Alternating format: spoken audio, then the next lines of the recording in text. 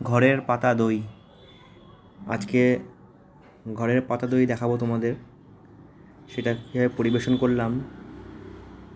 যা গরম পড়েছে তাতে গরমকালে টক দই এখন সবাই খায়, তাই আমি বানানোর চেষ্টা করলাম।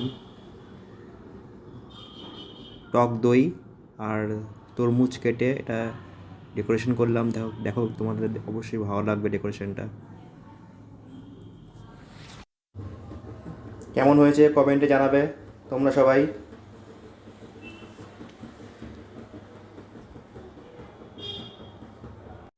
এক প্যাকেট মাদার ডেয়ারি দুধে 10 টাকার ছাঁচ মিষ্টি দোকান থেকে নিয়ে এসে তোমরা সহজেই পাততে পারো। তোমরা যদি প্রসেসটা জানো তো নিজেরা করবে, আর যদি না জানো কমেন্টে মেসেজ করো। পুরো ভিডিওটা আমি আপলোড করে দেবো কীভাবে দই পাতলাম, টক দই।